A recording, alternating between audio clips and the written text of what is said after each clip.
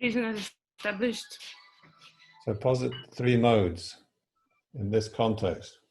Yeah, the three modes in this context are property of subject, forward pervasion, and counter pervasion. The subject three, property of the subject, forward to pervasion, counter pervasion. Well, they are the three modes in this context. Except. Follows they are not, because you cannot posit the definition of the first of the three modes, the property of the subject, in the proof of sound as impermanent. Reason not established. Posit the definition of property of the subject in the proof of sound as impermanent. The subject by the person for whom it has become the property of the subject in the proof of sound as impermanent, it is ascertained as only existent in accordance with the mode of statement on sound. By the person for whom it has become the property of the subject in the proof of sound as impermanent, it is ascertained as only existent in accordance with the mode of statement on sound. It follows that is the definition of property of the subject in the proof of sound as impermanent. Except. Yeah. Okay then. So that's one way you can debate. You just get used to the definitions and the divisions and so on. Don't have to be always, trying to be going into the tricky points straight away. Just keep on with the basic stuff. Get it memorized. Get it in your mind. So it follows. It is not because you cannot state the purpose for. You cannot indicate the purpose for stating existent as part of that definition.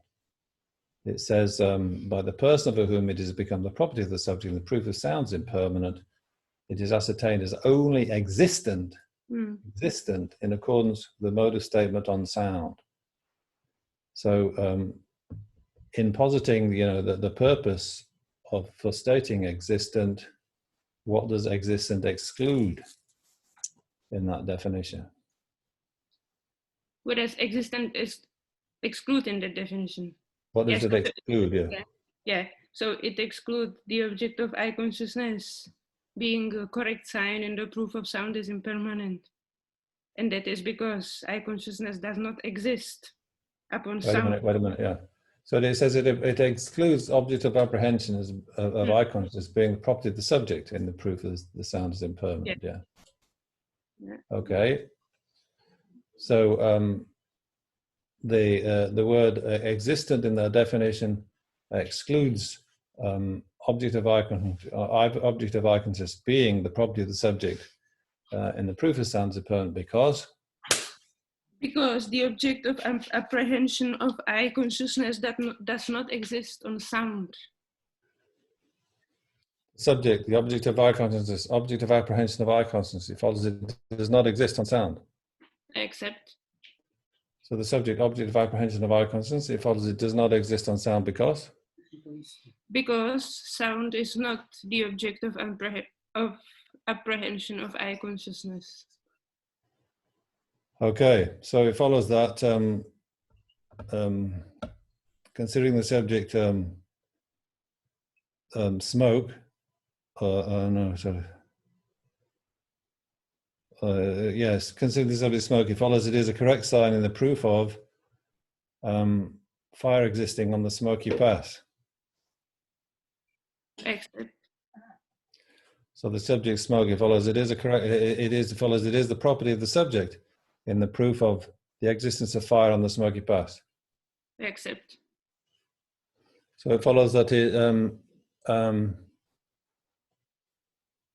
it follows the subject smoke. It follows that it is not the property of the subject in the proof of the existence of fire on the smoky path, because the smoky path is not smoke.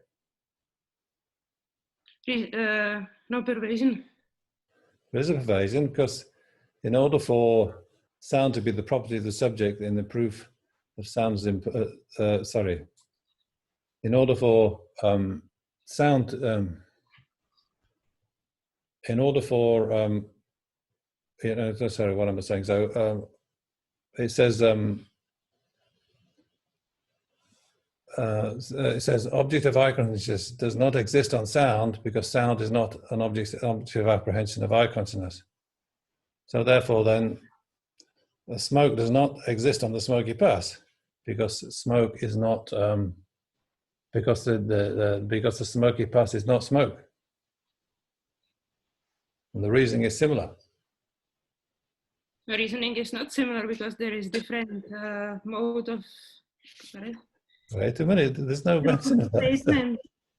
No, Geshe, you asked me before why the eye consciousness cannot be the property of subject in the proof of sound as impermanent. And so the reason was that it was not existing, and the reason was that sound is not the object of apprehension of eye consciousness, right? So Yeah. in that case, it is the case, because in that case, in accordance with the mood of statement is the is mood, which is that is. No? So if the sound is not the object apprehended by eye consciousness, then it excludes it. But in this later sign, there is the mode of statement, existing mode of statement. So it doesn't have to be smoke, but smoky pass does not, smoke does not have to be the smoky pass, but it has to exist. Smoky pass does not have to be smoke. Yeah? The smoky pass does not have to be smoke. Yeah, smoky pass does not have to be smoke. Yeah. Yeah. Yeah, so it's just, you could, if you're being very particular, put in accordance to the mode of statement there, yeah? Mm-hmm. So they don't bother doing that in the definition, but you just have to watch out, and it might be better to be a bit careful. Yeah. The object of apprehension of eye consciousness is eliminated as property of the subject in the proof of sound is impermanent because sound is not it.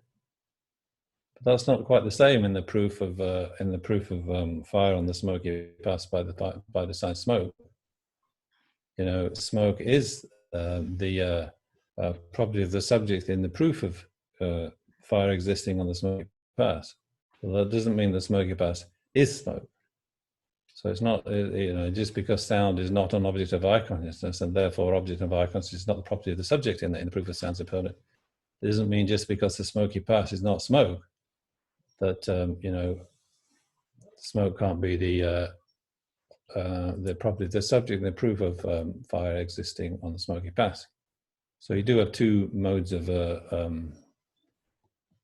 at least two modes in accordance to the mode of statement.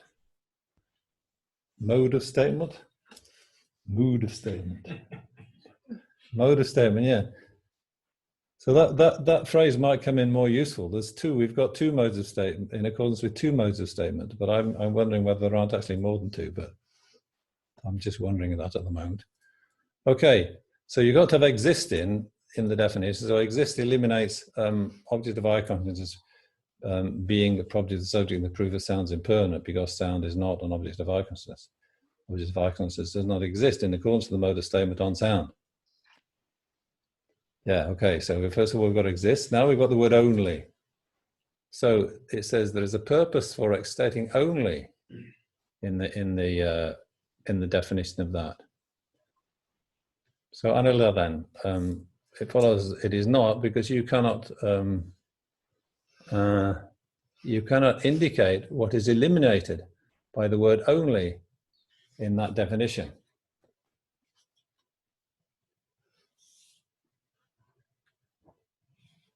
Is not established. Okay, then posit what the word only is included in order to eliminate. Well, not in that definition. So what does only eliminate in definition of the property of subject? Not in the proof of sounds impermanent. We've gone on to a different sign here. So we've got a sign which says subject to tree. It is sentient because it sleeps at night with its leaves curled. A tree is sentient because it sleeps at night with its leaves curled.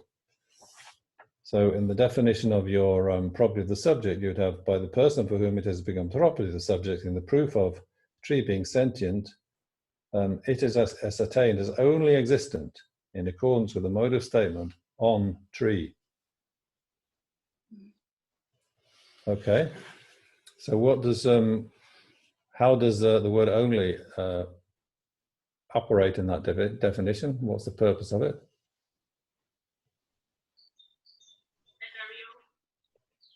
Well, in this particular case of sound, no, is a tree being sentient because it sleeps at night with the leaves curled, that it eliminates it being correct sign because it does not exist on all trees. Yeah, but the word is only, isn't it? Yeah. In the definition, it's only existent. It, that is to say, product in the definition is only is ascertained as only existent in accordance with mode and proof on sound. So let's say that one then. How is product existent? We accept the product is existent on sound, right? We've accepted that. We've used the word existent correctly. So product does exist on sound. And how does product only exist on sound in the proof of sounds inferred by the sign product? That it exists on all sounds. So you understand only existent there as being existent on all sounds. Yes, in case of sound impermanent, yes. Yeah. So in the case of the subject sound, it is impermanent because it's a product. Then in that case, then the word only is meant to say it only exists on sound. So wherever there is sound, there's product existing on it. So in the sense of it existing on all sounds. So it's never non-existent on any sound. So I think we can say that's true of product. It's a feature of all sounds. Is it also referring to the mode of statement, as you were just saying, only exists in that way as well? Well, that's covered by the phrase in accordance with the mode of statement, isn't it? Yeah. So when we're saying when we're saying product exists on sound in accordance with the definition, because its definition is it's trying to include all correct signs, yeah. The correct signs that have is statements and the correct signs that have existent statements. So it's trying to, the wording might sound a bit clumsy, but it's trying to include sound is impermanent because it's a product, and on the smoky pass, fire exists because smoke exists. So it's got to include the exist and the is statements. So then you have to say, well, okay, so do you accept that product exists on sound? So then the correct second party can say yes. So then he has to think, does it mean that it exists like smoke exists on the smoky pass, or it exists like product exists on sound, which is just like sound, all it has to do is be a product, yeah. So that's covered by the in accordance with the mode of statement bit, I think. So only existent, yeah. So that means, well, what does it mean? It means in the case of sound being impermanent because it's a product, then we're being told that only means it exists on all sounds. So this is this is going to be a point of debate, yeah. Geshe, when it says here like only existent, if we're talking about the sign of on the smoky pass there's fire because there's smoke, it seems that there should always be fire wherever there's smoke, but you can have a smoky pass where there's no fire, it's gone out, but there's still lingering smoke, no? So doesn't seem like it's only existent in that case. Well, what's the pervasion? On the smoky pass, there is fire. So on the subject on the smoky pass, it follows there is fire because there is smoke. So what's positive pervasion? Well, wherever there's fire, wherever there's smoke, there's necessarily fire. Is that the pervasion? Wherever the other way around, wherever there's fire, there's necessarily smoke. Yeah. Is that the pervasion? Let me. Yeah, no, it's a wherever product, it's got smoke, if there's it's a necessarily product, if fire. Yeah, that one, first one. yeah, the first one is better, but is it 100%? No. With your That's the point. statement, I'm not saying maybe there's something wrong with your statement, not wrong with the correct sign. What's wrong with the statement? So Jake is saying, looks like Angela's gone. She's had to go to this Geshe Namdak roadshow. So I think she is one of the whatever it is, review assistants or something. Anyway, so I asked Jake to posit the pervasion. Yeah, on the smoky pass, the subject on the smoky pass, it follows there is fire because there is smoke. So he's saying the pervasion is wherever there is smoke, there's necessarily fire. So does anybody see that as an incorrect way of stating the pervasion? Just simple. I'm not asking for fancy long definitions. But what do we usually say? Tundru. We say that wherever there's smoke, there's fire. On the smoky mountain path, if on the smoky mountain path smoke exists, then fire exists. That's different. Now we've got on No, the no. smoky pass, fire exists because smoke exists. Yeah, the sign is the subject on the smoky pass. There is fire or fire exists, doesn't matter which you say, because smoke exists. Or there is smoke. So then somebody says, positive pervasion, what should you say? If smoke exists, fire exists. Yeah, so now did you hear that one, Jake? Yeah, isn't that what I said? If there's smoke, there's necessarily fire. Smoke exists, fire exists. So you heard him anyway. I'm just wondering if this microphone is catching people's voices. No, I heard, yeah. Good, because anyway, I can repeat it. He said, if there is smoke, there is necessarily fire. You said, wherever there is smoke, there is necessarily fire. Ah. So there could be a difference there. Yeah, okay. I say, if smoke exists, fire necessarily exists. To be precise. Well, isn't that what I said? What did you say first then? If smoke exists, fire necessarily exists. Yeah. Yeah. Is that what you're saying? That's what I'm saying. I can hear what because I think Jake's saying, it's not because there's smoke in the room that there's necessarily fire. In the room? Yeah, but that's slightly different. I'm saying smoke exists as an existent, then necessarily fire has to be an existent as well. So did you hear that? You see, he's saying if smoke exists, fire necessarily exists. But if you say wherever smoke exists, fire necessarily exists, then you could have a smoke-filled room, but there's no fire in the room. Yeah. Yeah, that's so you can fine. have a place Okay. where there is smoke, but there is Yeah. no fire. Okay, that's good. But in this case, we're talking specifically about like this subject, no? And the sign of there is smoke being only existent in accordance with the mode of statement on the smoky pass. But it doesn't only exist. I don't know, smoke does, doesn't it? Yeah, that's true. Okay. Smoke is only existent on the smoky pass. Yeah, okay. That's true. Sorry, got that. It's existent on all smoky passes. I don't know how you work it out. Does it really matter that it exists on all smoky passes, or it just matter that it exists on the one smoky pass that you're climbing at the pass? You're not really thinking, oh, what about all smoky passes, are you? But sound being impermanent, sound being a product, is sound a product? Well,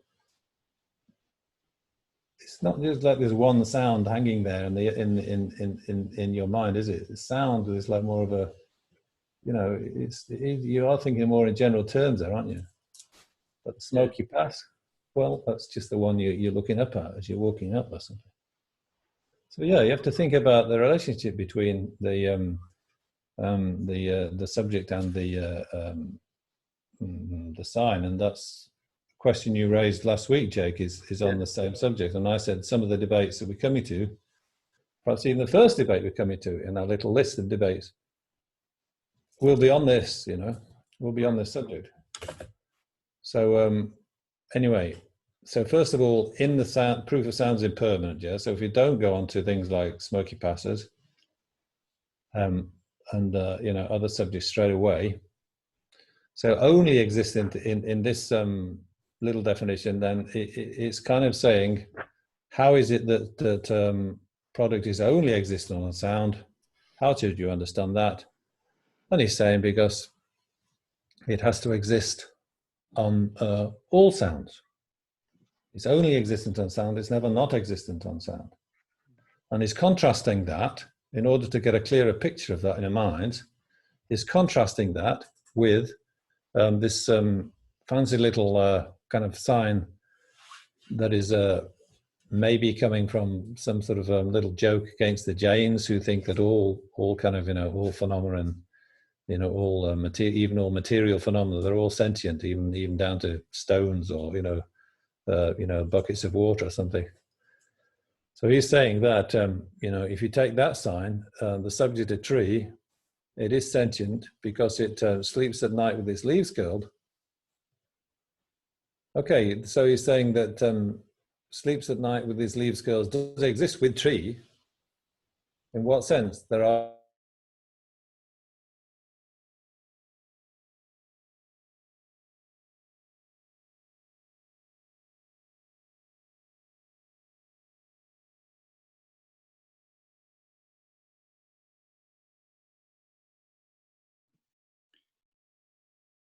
Has he frozen for everybody else? Yeah. I'm sure if you go on YouTube, you'll get some little videos of plants curling their leaves up when you touch them or something. Geshe Graham, it just froze. It just froze for us for yes, a few seconds, so we didn't quite get whatever you just said, just so you know. Okay. So there are trees that do sleep at night with their leaves curled, right? So it is a property of some trees. But it would be wrong to say, it's true of all trees, wouldn't it? Not all trees sleep at night with their leaves curled. So then, to say that sleeps at night with his leaves curled, does that exist with tree? Well, you might say yes, because there are some trees that do have that property.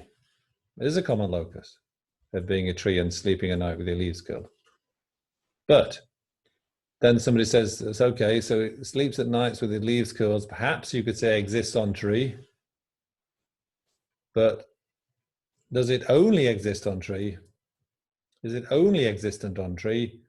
No, because in the way we're using the word only or here, it's like it only exists on tree, and that's explained as meaning it should exist on all trees. Or with all trees, you see. But it doesn't. So that word only then excludes sleeping at night with its leaves curled being probably the subject in the proof of tree is sentient, because although some trees, it's true of some trees, it doesn't only exist with trees. So you feel as if tree to be sleeps, and if you say tree sleeps at night with leaves curls, then you think, well, all trees have got to do that in order for it to be a property of tree itself. Or what? Yeah, being smoky or having smoke on it is presumably a property of all smoky passes, yeah? So that was one, that's completely clear, that whatever smoky pass you chose, it would have to have smoke on it. But you have to evaluate signs, and interpret them according to, their own features. Anyway, so we're going to come back to that in the debates in a minute. So that's a tricky one because they use this word only. It only exists on sound. I mean, it exists on all sound. It's only existent on sound, never non-existent on sound. That kind of thing. Okay, so now there is a purpose also. I'm going to the next two kind of phrases. So I'll just repeat these quickly. I won't bother debating them. So we said only has to come before existence, but not before it. So this is for the sake of excluding solely an object of hearing as a project of subject in the proof of sounds impermanent. In dependence upon this phrasing, it being that is eliminated, because object of hearing solely exists with sound, but solely it does not exist with sound. Because object of comprehension also exists with sound. So let's just look at that in the debate, in the definition then. So by the person for whom it has become a property of the subject and the proof of sound is impermanent, it, whatever the sign is ascertained as only existent in accordance with the mode of proof on sound. So what have we got? Object of hearing, yeah? Object of hearing. Nyenja, object of hearing. So it is only existent on sound. So the subject object of hearing, Chris, it follows it is only existent on sound. The subject object of hearing, it is only existent on sound because? Because each and every sound is an object of hearing. Because it exists in each and every sound, because each and every sound is it. Okay. But now if you put the only before it, instead of being before existent, it becomes before it. So the subject object of hearing, so object of hearing, only it is ascertained as existent on sound. It follows that object of hearing is not, where am I? Subject object of hearing, only it is not ascertained as existing on sound. So the subject object of hearing, only it is not ascertained as existing on sound because Sound is as well object of comprehension. yes, so also object of comprehension exists on sound too. So you can't say only object of hearing exists on sound. Object of comprehension and you know, being a product, impermanent, all these things, they also exist on sound. So you just got to put the only in the right place.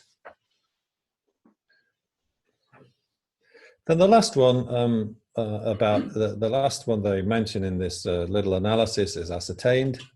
So that's just saying that, you know, it's not going to just be true, but there's got to be somebody who ascertains it. So there's got to be this person for whom it has become the property of the subject and the proof of that. So there has to be a person for whom it's true. So we have to be able to specify that. So it's ascertained, so it doesn't just exist, but it's ascertained as existing by a certain party. So that's there has to be some sort of, you know, it could be you know, you don't have a second party who is another person, it could be just you, but as it says, like it won't be a correct sign, it won't be the property of the subject for somebody who is not sure whether sound is a product or not. It is only the product of the subject. In the proof product, for instance, is only the property of the subject, and the proof of sound is impermanent.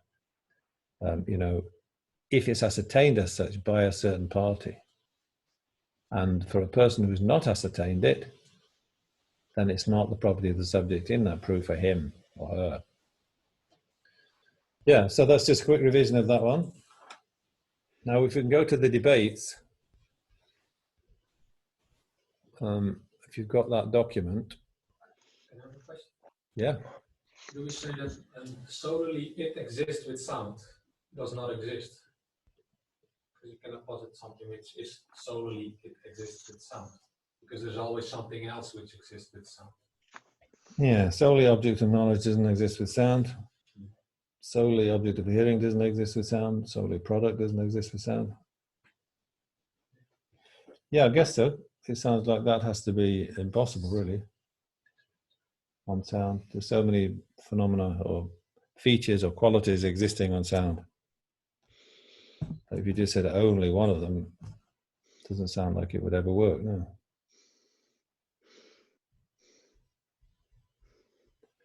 Okay, so how did he get there? Speak of you, it's supposed to be me. Chris, hi. Hello, sorry. I've No, been it's here for a when while. I was late. I'm supposed to be the speaker, but you weren't speaking, but you came up when. So why does he come up, Jason, instead of me? Oh, there, that's all right. So I click on speaker view and Chris comes up. That's a bit strange. You click on, you just switch between seeing everyone or seeing yourself, basically. And wherever the sound is coming through will then be put as the speaker. Yeah. Yeah, but he wasn't even speaking. But yeah, this mic on. Yeah. He had a mic on his Yeah. neck. But I've just spotlighted your video, which means even if sound comes from other people now, Yeah. you will remain as the person. Yeah, okay, well, that's all right for the time being. I might get bored with that. So where's my document gone? So it's called Tariq Debate, isn't it? 29th of September. So it's disappeared for me. Find it again.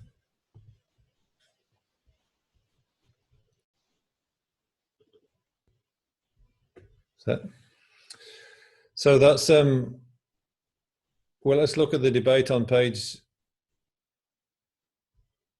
It says page 43, no gap. So it's actually on this document, it's page 5, but from the book I'm translating from, it's page 43. Okay. So the debates before that were about rabbit horn. Remember last week we were talking about the subject, rabbit horn. It does not exist because it's not observed by a valid cognizer. So could that be a correct sign? Because then not observed by a valid cognizer would have to be ascertained as only existent on rabbit horn. So if not observed by a valid cognizer is established as is observed as only existent on rabbit horn, isn't it observed as only existent? Isn't it observed as existent? So therefore, not observed by a valid cognizer would have to exist. So non-existent would have to exist then, so that was a little problem that you have to think about. So when you realize the non-existence of inherent existence on yourself, you realize non-existence. So what are you actually realizing? Yeah. Anyway, that's we'll leave that one behind now. So, but you're welcome to debate it because it's so difficult to decide. I found. May I ask a question on that debate? You want to ask a question on that debate? Okay, yeah. Yeah. So, not observed by a valid cognizer, or we say horn of the rabbit is not observed by a valid cognizer. Mm-hmm. But not observed by a valid cognizer seems is not a quality of horn of the rabbit. It's not a characteristics of the horn of the rabbit. But still, horn of the rabbit is it. So I can't reconcile that. Not observed by a valid cognizer, so the sign is not a quality or a characteristics of the subject, horn of the rabbit. It doesn't exist on it, but it's not the three modes, but still. Oh, doesn't it? I don't think so. But it seems that the horn of the rabbit is it. So not observed by valid cognizer does not exist on rabbit horn. Is that what you're saying? The subject. Except, not observed by a valid cognizer, is that what it says? Not observed by a valid cognizer. So the subject not observed by a valid cognizer follows it does not exist on rabbit horn. except. So it follows that observed by a valid cognizer exists on rabbit horn. Why? Because rabbit horn's got to be one or the other, hasn't it?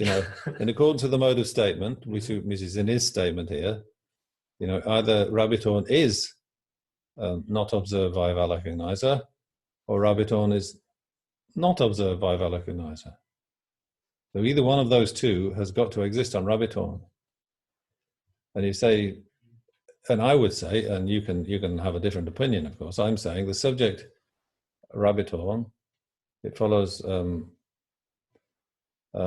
observed by valid cognizer exists on it because not observed by valid recognizer does not exist on it. We had this debate yesterday. I say no pervasion. No pervasion. So it doesn't. They're not kind of directly contradictory. Then, you know, not observed by valid recognition or observed by valid recognition. So if you say no pervasion, it sounds like there's another possibility. But I'm saying that's logic. You know, it's either got to be X or non-X.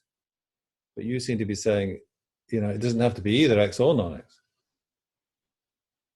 So is that what you're saying?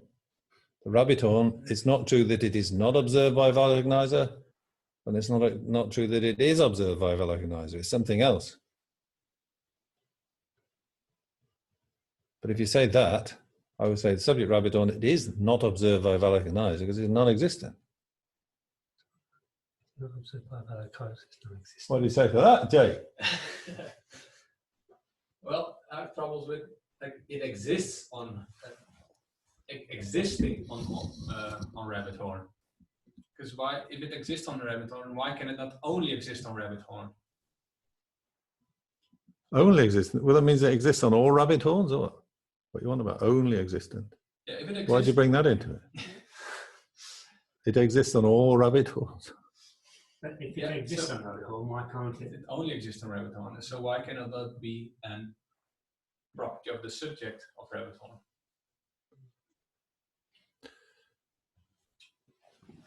But who's saying it's not? Are you saying it's not a correct sign? The subject rabbit horn, it follows it is not existent because it's not observed by a valid recognizer. So you're saying that's not a correct sign? So there's no, so it follows there's no correct sign to prove that rabbit horn is non-existent. Well, you can't. Well, not observed by a valid recognizer, that's not a correct sign to prove that rabbit horn is not existent. So if that's not a correct sign to prove rabbit horn is not existent, what is a correct sign to prove rabbit horn is not existent? Come on, man. Yeah, which comes down below in the debates. It's in these debates, isn't it? That? If you say not observed by a valid recognizer is not a correct sign in the proof of rabbit horn is not existent, well, you posit the correct sign then. If you say, well, there isn't a correct sign, well, we'll listen to that as well. So what's your take on it? Well, I say there's no correct sign in the proof of horn of rabbit as non-existent. But I say there is a correct sign in the proof of rabbits do not have horns because of not having this pointy thing growing out their heads, which possesses the definition of a horn. So there's a correct sign for proving that rabbits don't have horns, but there's no correct sign for proving rabbit horn is non-existent. In the proof of rabbit horn as non-existent.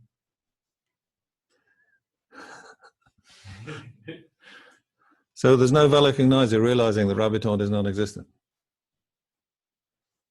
Why?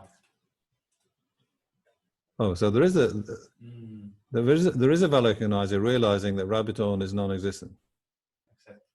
And there's an inferential valid recognizer realizing that rabbit horn is non-existent.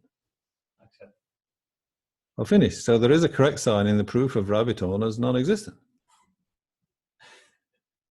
No, I'm stuck. There is a correct sign in the proof of rabbit horn as non-existent because not observed by a valid recognizer is that correct sign. It is a correct sign because it is the three modes in the proof of rabbit horn as non-existent. It is the three modes because it is the property of the subject in the proof of rabbit horn as non-existent. It is the forward pervasion in the proof of that, and it is the counter pervasion in the proof. For sure, the first reason is not established.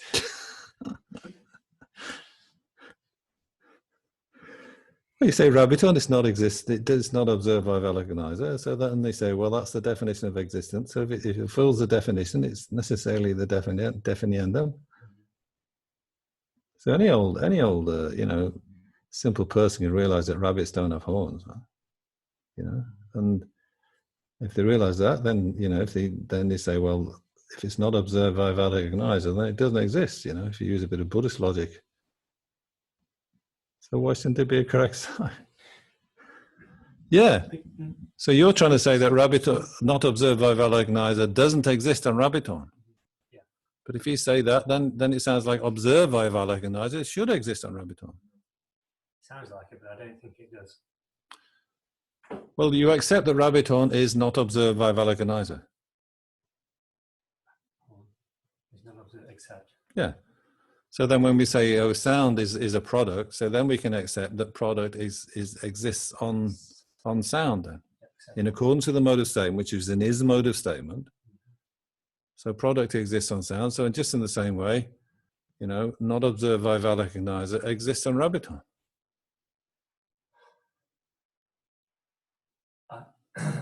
That's all right, isn't it, chaps? I don't accept. Otherwise, not observed by Valakanizer would not exist at all. Pardon? Otherwise, not observed by Valakanizer would not exist at all. So, not observed by Valakanizer, does it exist or not? It exists. So non-existent exists. Not observed by Valakanizer. There is an evasion. If observed by Valakanizer is the definition of existence, so if observed by Valakanizer exists, then existent necessarily exists.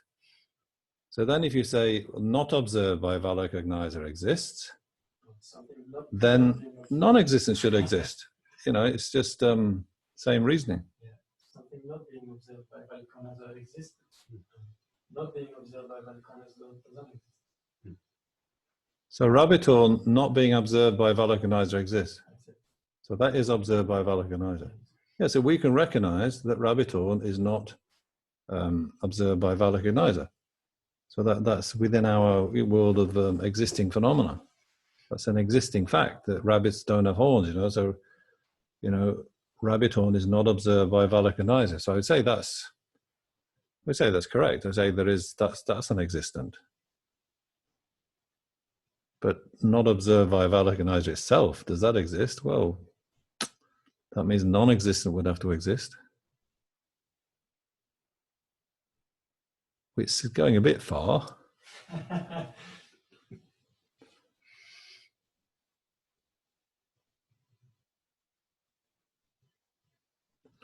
But that's, you know, sometimes you have to accept difficult positions.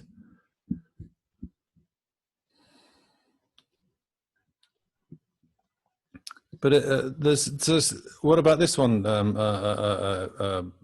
Paul? So if it exists in your imagination, it doesn't necessarily exist. If it exists in my imagination, it does not necessarily exist. If it exists in my imagination, it does not necessarily exist. I say why. Well, you can imagine you've got a million euros in the bank, right? You're trying to scrape together just a few thousand euros at the moment. You're having trouble, I know. But you can imagine I've got €1 million in the bank. You know, so what would I do if I had €1 million in the bank? Oh, I'd live in, you know, Nalanda, and I'd have, you know, nice food, and I'd, you know, or I'd buy myself a nice car, and I could drive around, or what, you know, whatever it is, you know, anything silly like you could do with $1 million. So you can imagine I've got €1 million in the bank when you haven't, right? So that's the $1 million, €1 million, you see. So if it exists in your imagination, because you can think, oh, $1 million, I've got $1 million, and I'm going to go to this, that, and the other, and buy this for my mum, and make sure she lives in a nice house, you know. So you can imagine you've got $1 million when you haven't. So if it exists in your imagination, it doesn't necessarily exist. So I would say the conception of me, the thought of me having $1 million exists, but me actually having $1 million does not exist. So that $1 million exists in your imagination. I would say why. So it doesn't exist in your imagination. Except. So you can't imagine that you've got $1 million. Why? Because it doesn't exist in your imagination. There's no pervasion. It's not because the $1 million that I imagine does not exist, that I cannot imagine having my imagination having $1 million does not exist. So Paul goes outside in the dusk in in the land of God, and he's a very jumpy guy, very nervy guy. And he sees a piece of rope on the ground and he thinks it's a snake. So, you know, in the perspective of his mind, it's a snake, but it's not a snake. So that snake exists in the perspective of his mind, but it doesn't exist. What about that, Paul? Yeah, I accept that the appearance of the stick as being a snake exists for me, but the stick is not a snake. Yeah. So a snake exists in the perspective of your mind. It exists in the perspective of your paranoid mind, but it's not. It doesn't exist. That's what I'm trying to say. Yes. So it exists in you know, in a madman's mind. You know, he can think I'm Napoleon. You know, somebody's locked up in a lunatic asylum. I can think, oh, I'm Napoleon. So for himself, you know, he appears to himself as Napoleon. So for in his own mind, he is Napoleon. But it's not Napoleon. You see, it's like that. So if it exists in the perspective of your mind, you know, your deluded mind, it doesn't necessarily exist. Yeah, accept. Right. So if it exists on rabbit horn, it doesn't necessarily exist. What about that?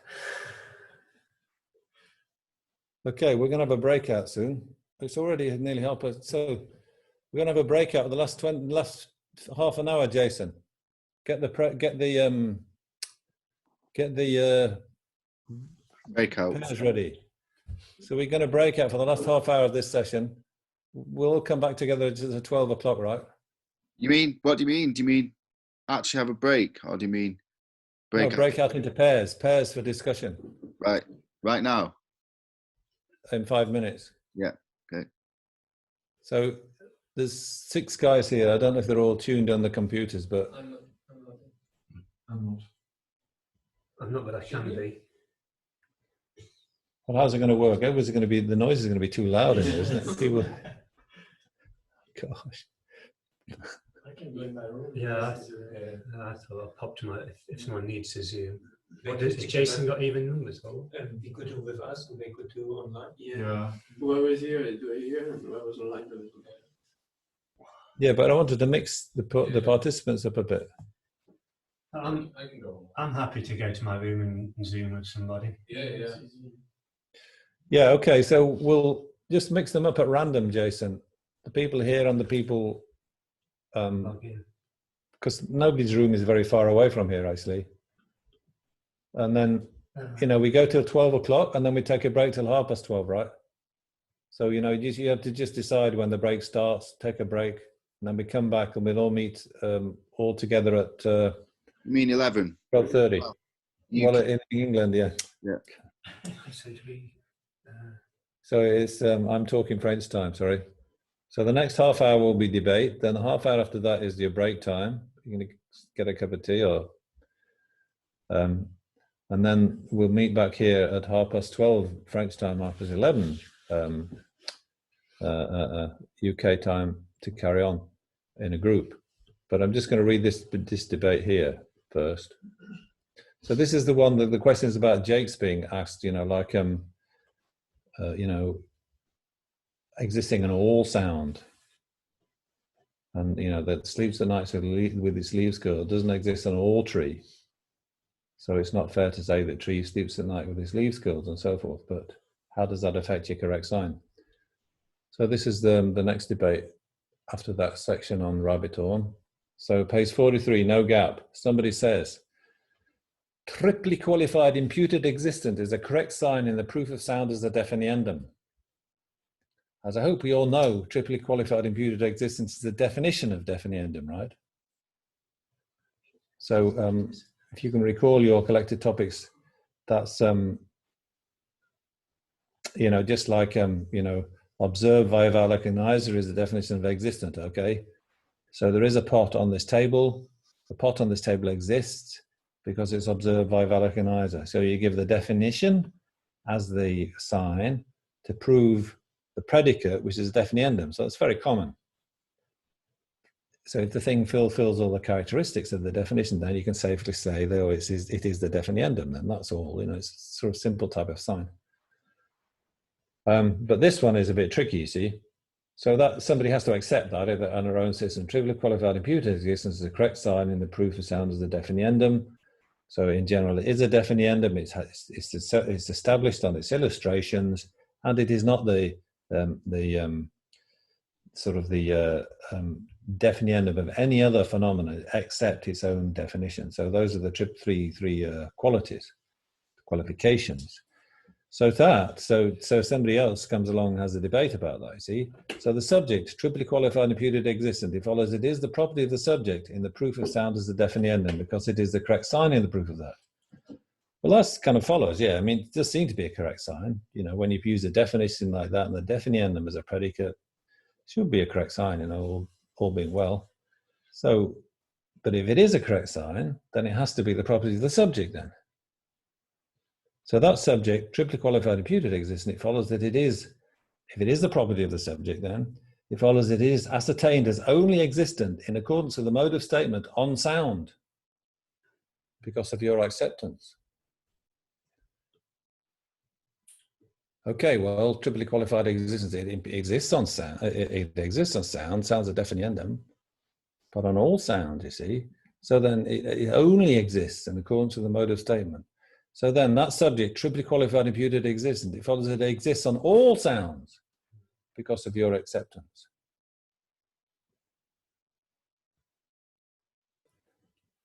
So then that's the question, you see. So if you accept that subject, triply qualified imputed existent, it is not reasonable to accept that it exists with all sounds, because if it is a sound, it is not necessarily that. If it is a sound, it's not necessarily a triply qualified imputed existent. Example, Tundru? Object of hearing of eye consciousness. Object of what? Object of hearing of ear consciousness. Thought you said eye consciousness. No, sorry. Well, I think the definition, I translate the definition in our system as that which is heard by eye consciousness. Sorry. that which is heard by ear consciousness. Or object of hearing of ear consciousness. Anyway, you get the idea that there's some sounds in a definition. Object of hearing, object of hearing of ear consciousness. Object heard by ear consciousness, that's a better. Object heard by ear consciousness. No. Object of hearing of ear consciousness. So it is sound, but it's not a triply qualified imputed existent. So how is this triply qualified imputed existent going to exist, you know, on the subject, only existent on the subject in the way that, you know, this property of the subject definition is kind of sort of indicating, at least in terms of sound, the sound being impermanent. And okay, so if accepted, that subject, it is not reasonable to accept that it exists with all sounds, because if it is a sound, it's not necessarily that. So if you say no pervasion, well, that doesn't matter. You know, it still exists on all sounds, even if some sounds aren't triply qualified imputed existence. Then, well, it follows there is a pervasion because a mirror making all things clear, a presentation of signs and reasoning, page 14 says, although sleeps at night with its leaves curled exists with tree, it does not solely exist with that, because it does not exist with all of them. Because if it is a tree, it does not necessarily sleep at night with its leaves curled. So sleeps at night with its leaves curled is ruled out as being property of the subject because, you know, it's not true of all trees. So then triply qualified existent isn't true of all sounds. Or is it? So it can't be, you know, it can't be a correct sign either, but it seems like we want to accept that it is a correct sign. So that's, you know, something to debate on. So shall we split into groups now? Into twos, into pairs, Jason? Can we do that? Yeah. And then if you give the list of names, or you just join people up together, and then the people in this room can split off a bit into different rooms too. And I'll see you all in an hour's time, roughly. Yeah. I don't know how to explain. I don't know. Geshe, Yeah. is there any indication on debate on topics we should debate on? Indication? Yes. What Well, kind of? you can debate on rabbit horn, or you can debate on this triply qualified imputed existent one we've just done. I've just gone through that debate, so we could debate on it. We could discuss that one now, or you can go to a debate underneath there, you know, which is on the same subject. You can just read through the other debates underneath if you're not confident, or you can choose one of the debates that have gone past earlier on about, you know, if it is a correct sign, isn't necessarily one with product and so forth. Those debates right at the beginning of this document. So I'm leaving it up to you, really.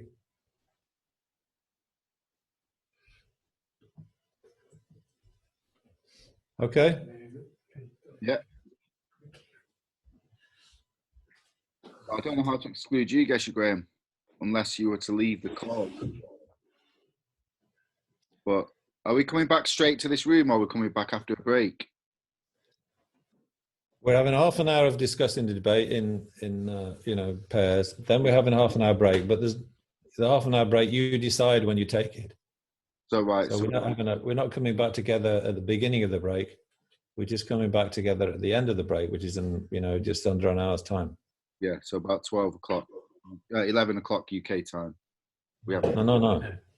Yeah. It'll be half past the hour. Yeah. Okay. It'll be 11:30 in England that we meet together again, and 12:30 here in France. Yeah. So we'll go straight from these debates into break then. And I'll just mute I'll just mute myself and stop my video. Then I'm not there, even if I'm nominally in one of the calls. Yeah, I could always. It's just because there's an even number now. But anyway, we'll see what happens. I'll try and. There might be a group of 3 maybe or something. That's what it's saying. But we'll try. Yeah, one group of 3 is okay. Nothing wrong with that. That's just has to be. Okay. Could I be part of a group of 3, perhaps? I don't feel very confident. Well, it's all down to luck, I think. We'll find out. Oh wait, I can do that. Oh no, we'll see what happens.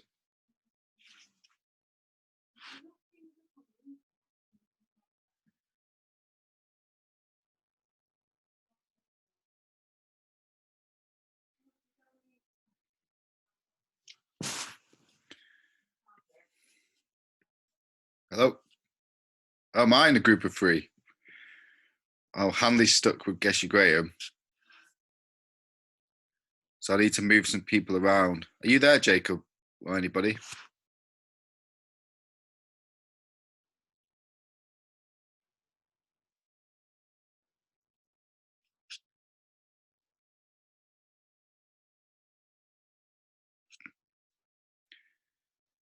Are you there, Jacob?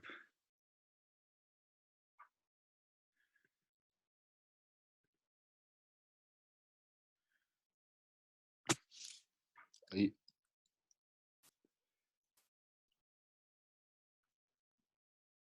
Hello?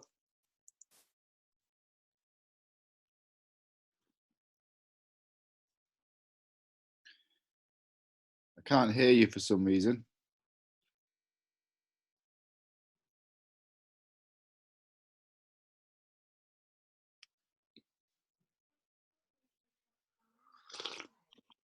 You hear me?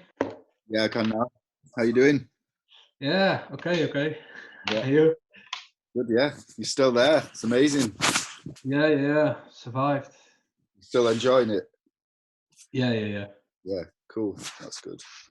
Yeah. So, let's do some debate then. Yeah. You've had any particular in mind?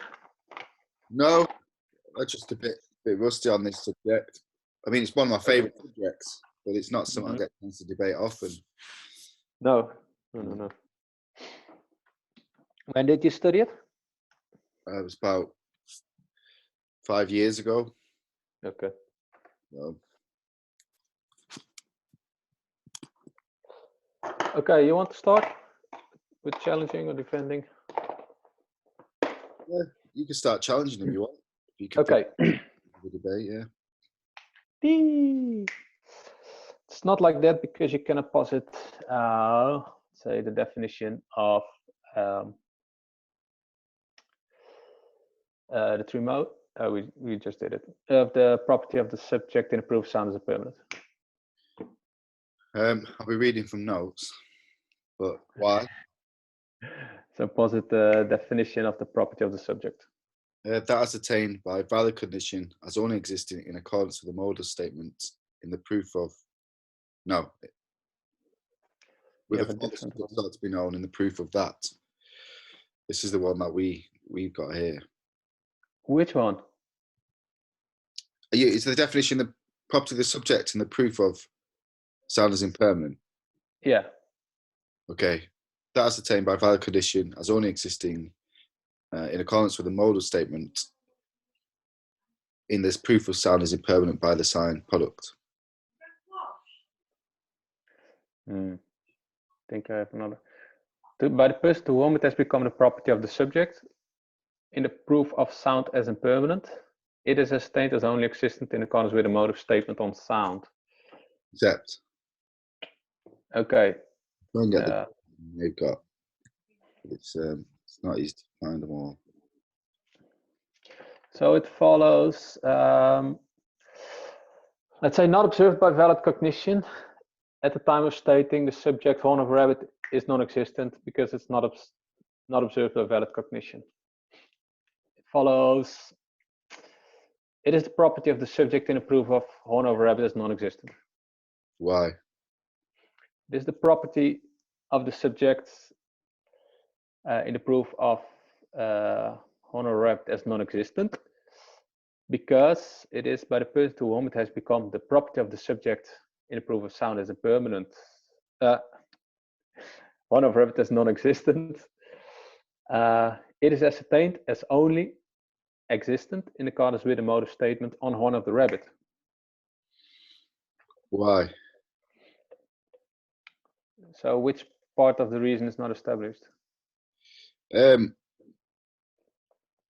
you saying that product is a proof of rabbit horn being non-existent?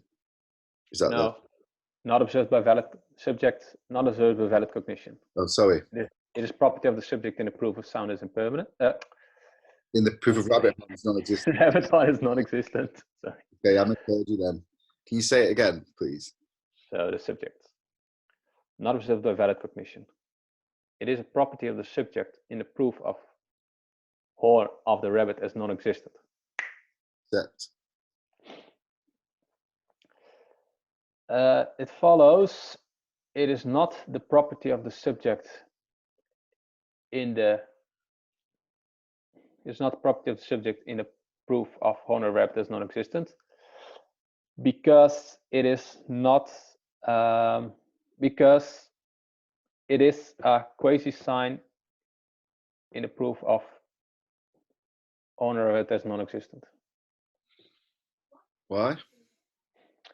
Subject, not observed by valid cognition, it follows it is a quasi-sign in the proof of horn of rabbit as non-existent because it is a non-established reason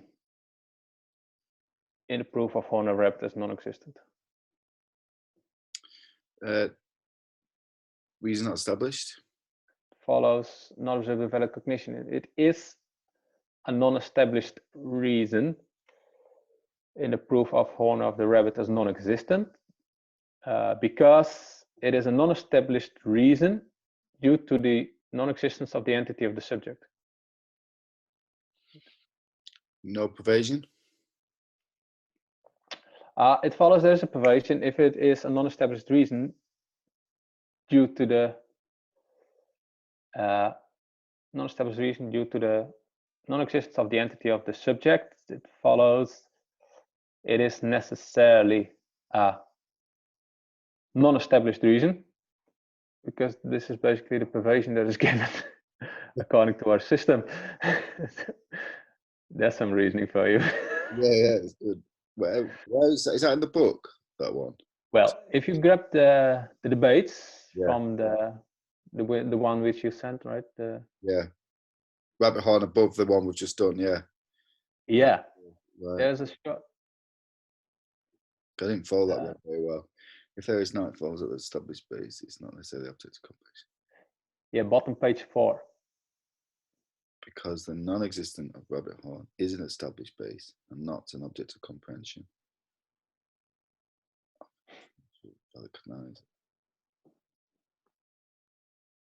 Yeah. It is a correct sign though, isn't it? Isn't that what it's saying? Well, if a page, bottom page 4. Oh, I've got mid-page 42. Oh, you mean? Yeah, 4 of the PDF file. Yeah. All the way on the bottom, the last 2 lines. 1, 2, 3, 4. Of the page. Something Like like it says, moreover, the sign in the proof of horn of rabbit is non-existent by the sign not observed by valid cognition. Because that is not a correct sign, because for that sign, the 3 modes are not complete. That follows because for the sign of property subject is not established.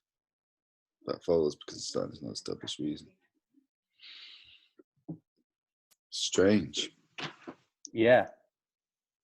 So this looks a bit like the presentation of our own system, right? That follows because it's a non-established reason due to the non-existence of the entity of the subject. yeah. So it follows you cannot have a correct sign for non-existence. I accept. You accept you cannot have a correct sign for non-existence. You cannot have. Okay. So Where a non-existent is the subject, I say. So consider the subject the non-existence of inherent existence. Mm-hmm. It follows you cannot have a correct sign to understand that. Why? Because you've just accepted that we cannot have correct signs for non-existence. It follows the non-existence of inherent existence. Yeah. Does not exist. So it follows inherent existence exists because its non-existence does not exist. Say that again. So you say, according to you, the non-existence of inherent existence does not exist. No, consider the subject the non-existence of inherent existence. It follows there is not a correct sign to understand it. Why? It follows there's not a correct sign to understand it because there is not a correct sign to understand the non-existence properties of rabbit horn.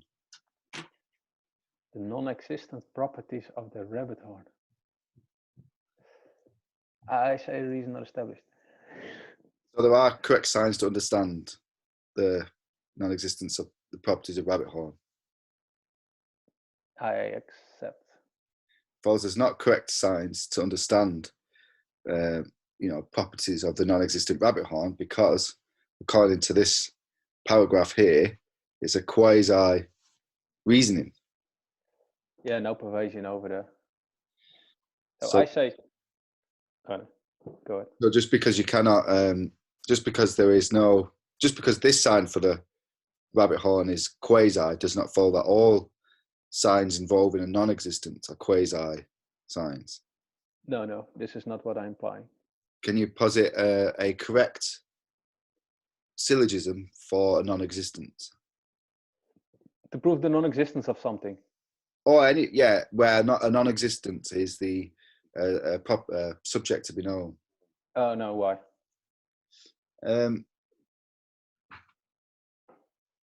Subject, predicate. Where the non-existent is the subject. Yeah, no, why? Not possible. So you cannot posit a correct sign where the subject is a non-existent. I accept. It follows then we're absolutely stuffed because we could never understand that a non-existent, we could never correctly understand the absence of inherent existence. Why? Because, it follows we could never understand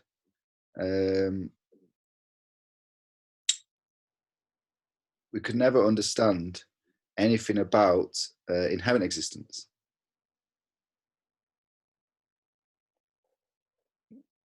It's a weird one. Yeah.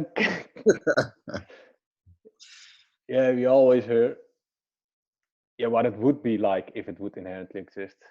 Yeah. But basically,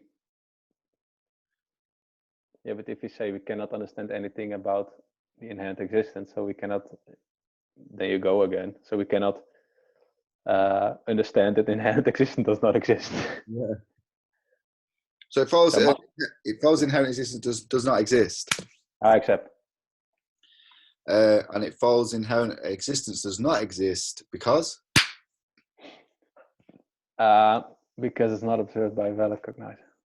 So it follows you have just posited a correct sign with regards to a non-existent. Why? Because you've just validly stated the reason the reason inherent existence is a non-existence is because it's not observed by a valid cognizer. No pervasion there. No pervasion. Yeah, just because I stated there doesn't follow that it is a correct sign. Right. Because in general, right. it is. So how it will not lead to an inferential cognition. This one. So it follows then that we cannot correctly understand non-existence.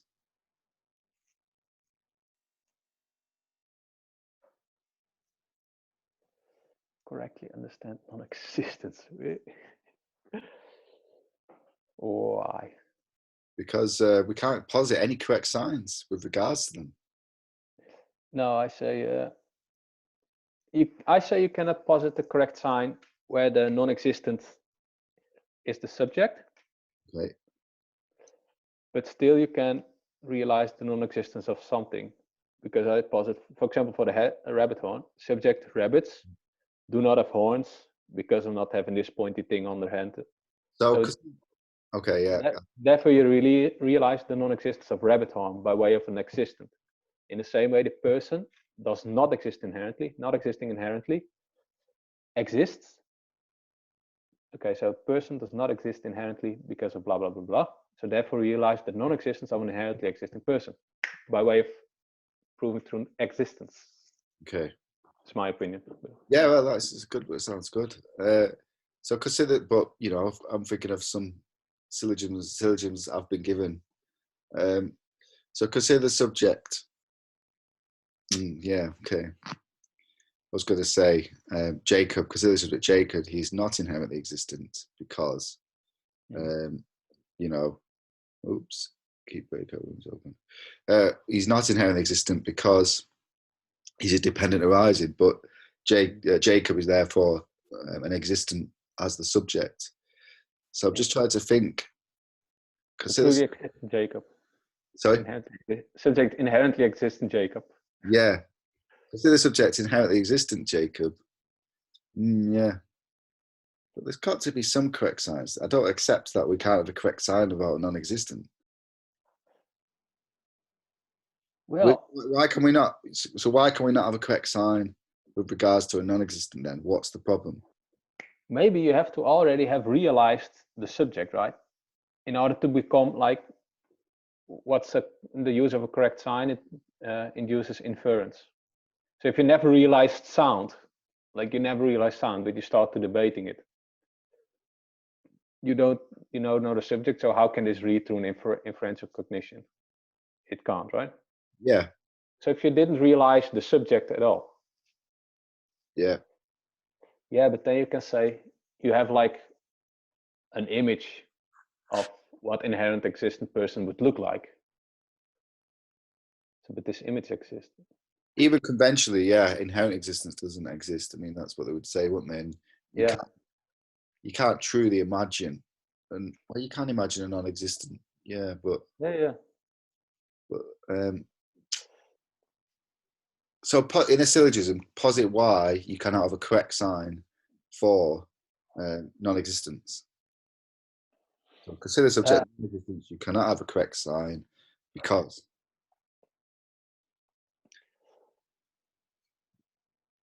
Because, yeah,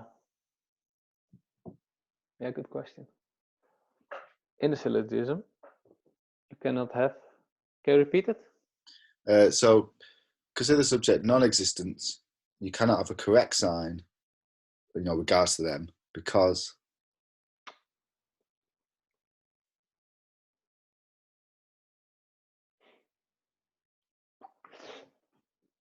Because one has to realize the subject. One has to necessarily have realized the subject, I say. Okay. So it follows you cannot realize the absence. No, the absence of inherent existence is a true phenomenon. That's interesting. Yeah, Yeah. an ultimate truth, basically. Yeah. You think just because it's got a, well, it's not always clear just because you're negating a non-existence. Yeah, It's not a true phenomenon. you just negated something which is made up by the mind, and therefore it's an ultimate truth. Yeah. Yeah. So say the syllogism again then, because you cannot realize the subject.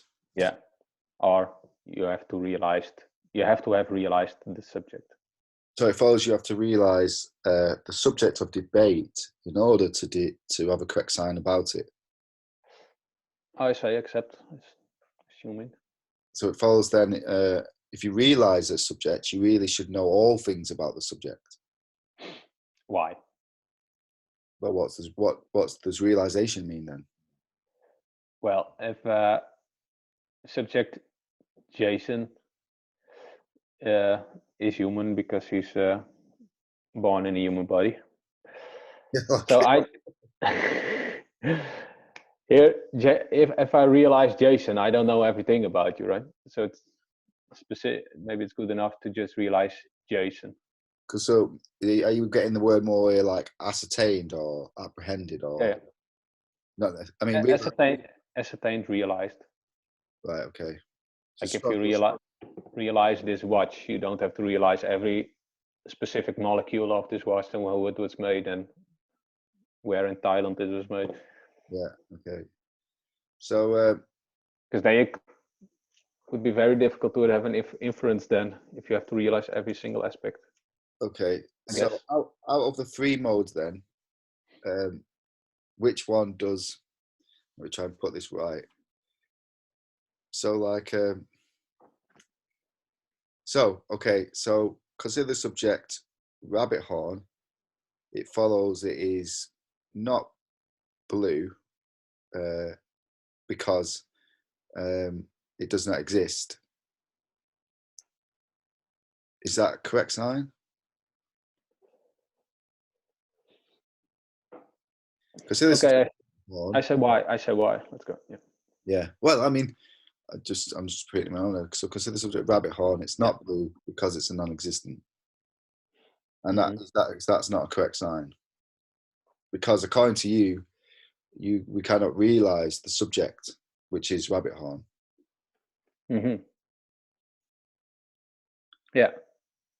So if it's not a correct sign, then which part of the three modes, or maybe all of them, does it not fulfill? Yeah, I don't. I say for sure the first one, according to the system. Yeah. So okay. So the first one is, let me just get my notes. The first one is property of the subject. Yeah. So it follows then that not blue is not a property of rabbit horn. Non-existent, you mean? You say rabbit horn is not blue because non-existent. Yeah. Oh, sorry, yeah, non-existent. Yeah. So it follows that non-existent is not a property of rabbit horn. I accept. Yeah. So it follows that it must exist, rabbit horn. When? Well, because if non-existent is not a property of rabbit horn, then, double negative, it must exist. Yeah.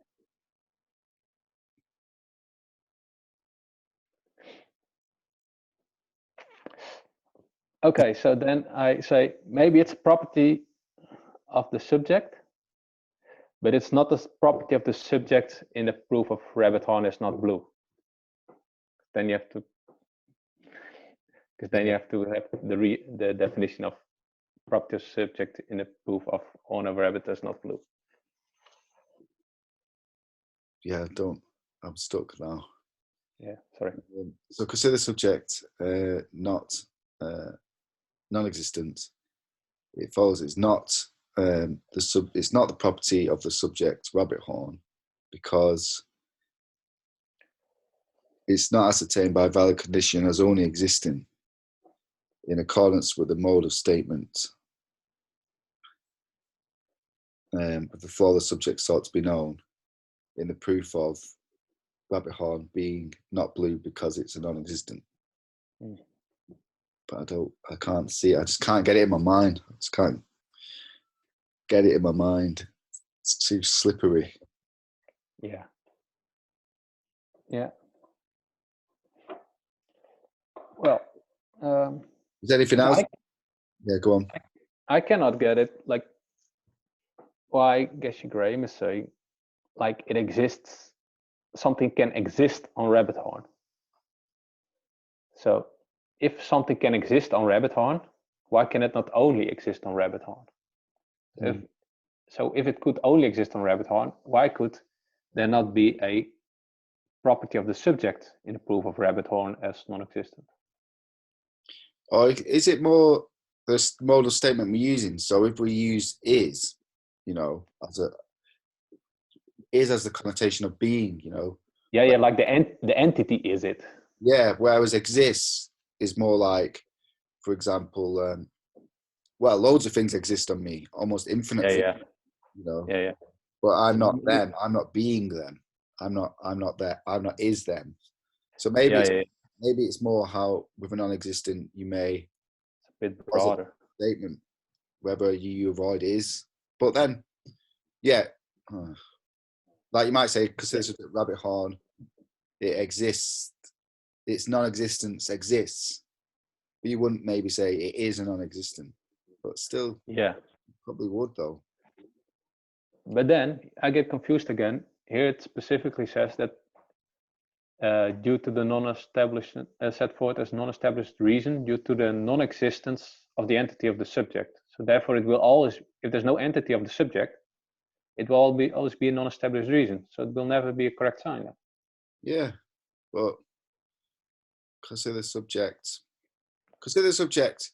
The absence of fire on your, the non-existence of fire on your head. Mm-hmm. It is true because I do not observe fire on your head. Yeah, so there's no problem here because the non-existence of the fire on my head exists.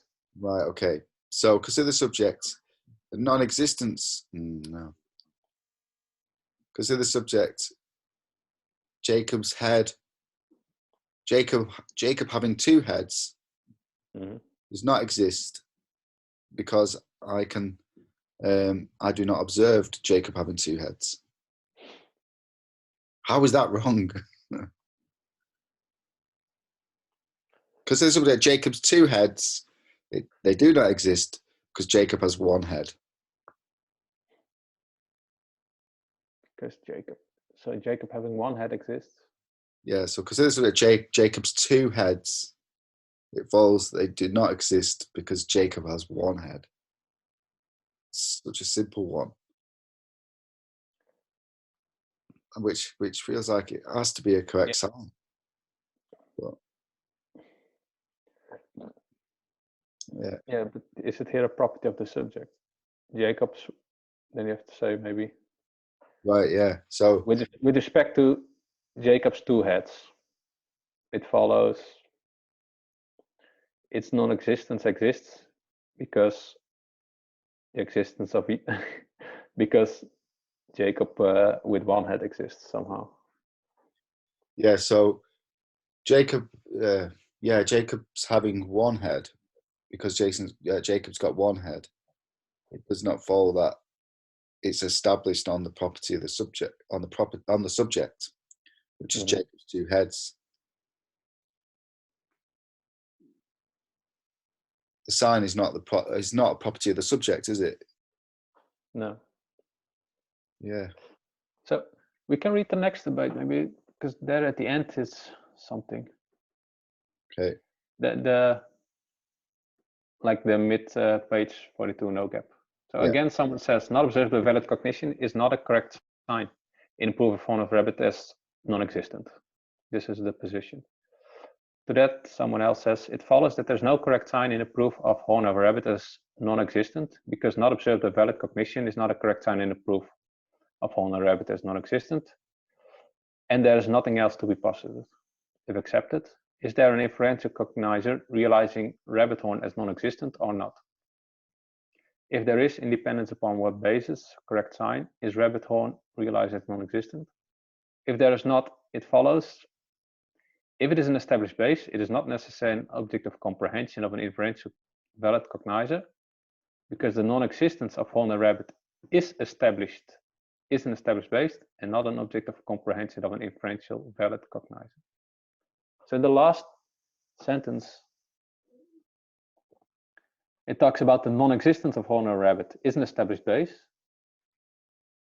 and not an object of comprehension of an inferential valid cognizer. So I don't know if this would be a consequence if there is no inferential valid cognition realizing horn or rabbit is non-existent.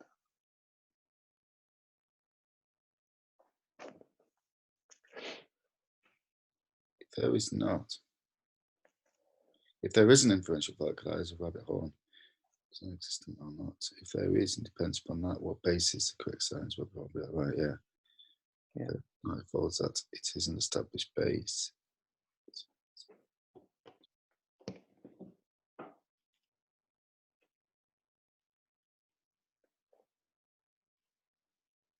So the non-existence of horn or rabbit is an established base. So how it is realized? Yeah. Can it be explicitly realized, or is it only implicitly? I don't know. Well, yeah, this is, well, as far as I understand this kind of thing, the different schools have a different view on this. And, you know, for example, the lower schools say that non-existence of inherent existence is only inferentially realized, you know, implicitly realized. And so, Yeah. but the higher schools say, no, it can be directly realized because, you know, in a way, Yeah. the idea that it's just implicit is a bit weak for such a big realization. Yeah. Yeah. Yeah. But we're here in the Sautrantika system, so. Yeah, yeah. Well, let's. So for them, maybe this is where the struggle is. Maybe Yeah, I it's- can see that.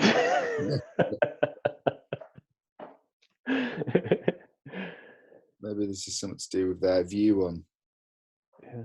how it all works. Yeah. So I'm still. My view is still that there's no correct sign in the proof of horn or the rabbit as non-existent. Yeah, you see, I feel like there must be. Otherwise, how does the Buddha come to know the reality of things? Well, I say because you realize rabbits do not have horns, and therefore maybe implicitly realize the non-existence of rabbit horn. Okay, yeah. So by way of in this case an ultimate truth, or like something which exists. Yeah. In the same So, way, like yeah, because in a way, if you could,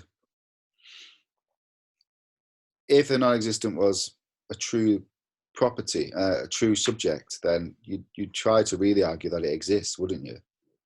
Something has to be able to exist, be able to posit things about it, properties of it. Yeah. Anything can have a negative property, but it's a pseudo property in a way because it's not it's not being it. You know, like if I say, you know, Jason is not female. Mm-hmm. Am I not female? Yeah, I am. If I say, wait, assume. Anyway, yeah. But those absences on me, they're not. I'm not being them. If you get what I mean, they're not manifest. Yeah. It's really a property. Yeah, I could see it like that. If it was more, the mechanism is you have to, and that is the reality. You have to understand things through negating true phenomenon or using true phenomenon. It still feels like a little bit strange to say you can't have a correct sign about non-existent. You can't know something true about you can know something true about non-existence, but you can never not a correct sign about non-existence. That still feels a bit weird. Yeah. Can you posit an example, quickly before we go for break? Posit an example of an incorrect correct sign. Well, Incorrect correct sign? Yeah, but do you know what I mean? No.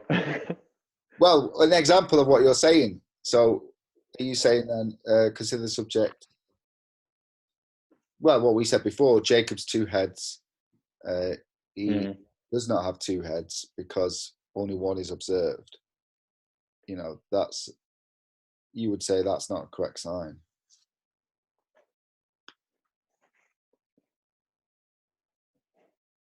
Is that true? Jacob's two heads. With respect to the Jacob's two heads. Yeah. They do not exist because Jacob has one head. Yeah. You would say that's not a correct sign.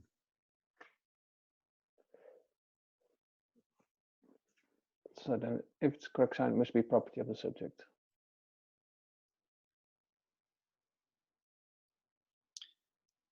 So then you would say like Jacob's one head Is not only exists with Jacob's two heads. Yeah, and that is incorrect, isn't it? That is not true. Yeah. But there are different types of correct signs, though, aren't there? Yeah, but still, There's like,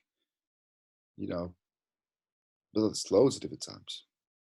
Nature, effect, sign, nature, sign. Well, that's probably those two main categories, and that's about it, really. Yeah. Okay, well, should we go for a break then and come back in 20 minutes? Yeah, let's do that. See you in a bit. Nice Thank you. That was good. Yeah. Thank you. Yes. Bye. Bye.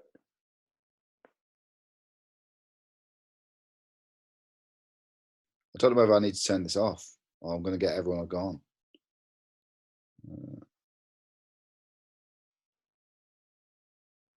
I think I've got to end the rooms.